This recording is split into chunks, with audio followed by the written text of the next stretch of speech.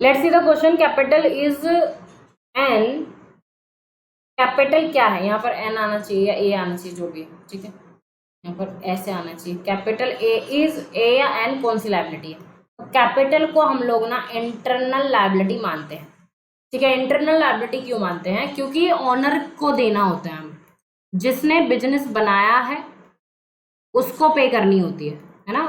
Business में अगर business के बंद होने का टाइम आ गया तो ये किसको देगा? ओनर को देगा। अब ओनर तो क्या होते हैं? इंटरनल पार्ट होते हैं बिजनेस के, है ना। ओनर बिजनेस के इंटरनल पार्ट होते हैं, इन्होंने ही तो बिजनेस को बनाया है।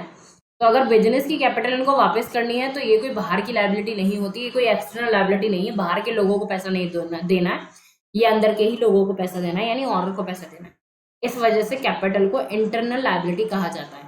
एक तो ये लायबिलिटी है, ऊपर से ही इंटरनल लायबिलिटी है, ठीक है। So I hope this is the proper explanation to this question.